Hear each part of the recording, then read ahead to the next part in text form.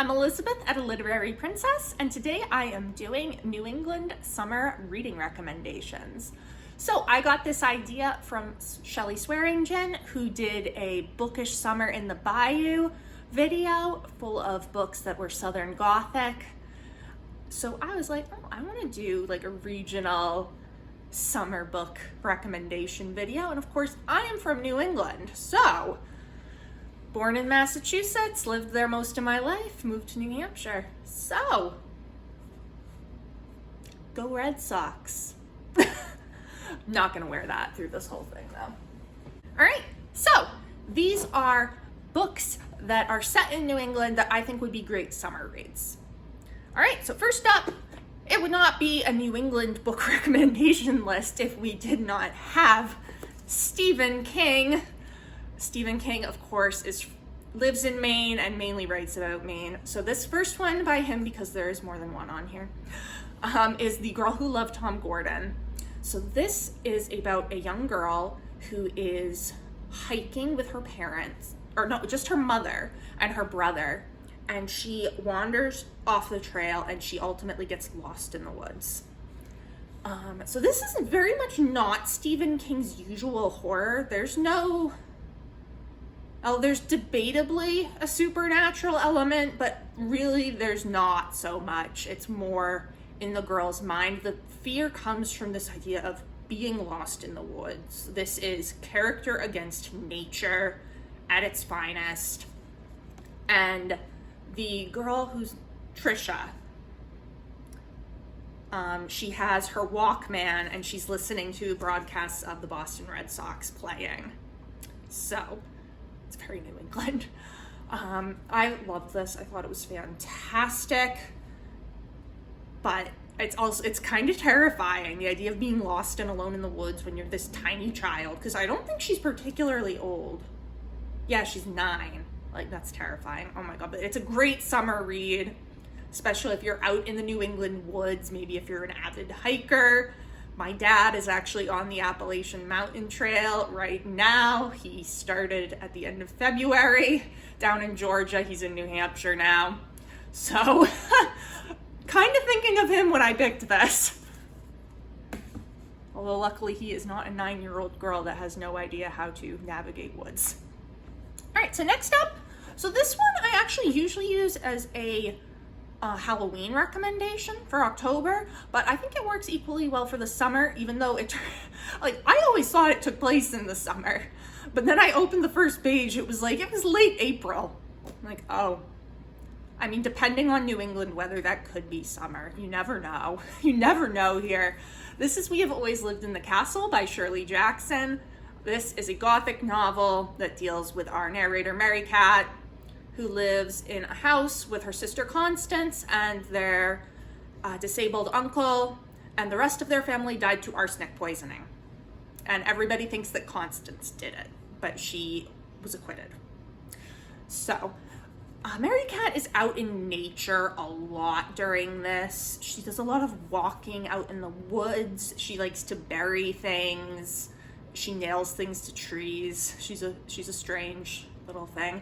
I don't know, I just always associate this book with summer. I completely thought it happened in the summer. But it's very New Englandy. Small town Vermont is where Shirley Jackson was from and what she was mostly drawing on for her writing. And I think this is like New England Gothic at its absolute finest. So, highly recommend this one. All right, changing gears a little bit, we've got Theblythedale Romance by Nathaniel Hawthorne. So, of course, Hawthorne's going to make it onto a New England books recommendation list, but The Scarlet Letter is definitely a fall book. There's nothing summery about The Scarlet Letter, but this deals with a group of people going to create this kind of utopian community, which was a real thing that a lot of people were doing in the 19th century. So they go out to this farmland called Theblythedale, which is a bit outside of Boston. It's based on Hawthorne's experience on Brook Farm, which was an experimental socialist community that ended very badly, as does Blythedale. Spoiler, but you kind of know that from the back of the book. This doesn't fully take place in summer. It actually starts off in the winter, and they're like going in a snowstorm, or it's probably spring. It's New England, it's probably spring. But there are some great pastoral scenes in here describing the farmland and how beautiful it is, and it does feel very summery. All right, next up for another classic, we have Summer by Edith Wharton. It's even in the name. Look at that. So this deals with a young woman named Charity Royal who is living in a small town in Western Massachusetts. So Edith Wharton's usually known for writing about high society New York, but she actually had a gorgeous house in Lenox, Massachusetts called the Mount. I have been to visit. It's stunning, simply beautiful. So she also did write about New England. Summer is one of those books, along with Ethan Frome. So Summer deals with Charity Royal and her sexual awakening, basically. She lives with a guardian in this small town, and she finds it very boring. And then this architect comes, his name is Lucius Harney, which if you know right away from his name, he's, anyway. And she falls into kind of a summer of romance, but then there's consequences. So I read this in high school, and oh my god, I paid $4.95 for it at Borders. What? Do you see that? $4.95. I feel like this book would be at least $10 nowadays, if not more.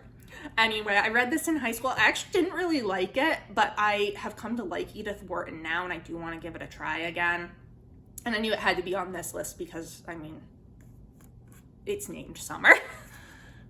All right, and then one last one for you, another one by Stephen King, of course. So we've got the collection Different Seasons. So Different Seasons has 4 novellas in it, and there's one for each season. But I'm actually not recommending the summer one, which is called Apt Pupil, because I haven't read it.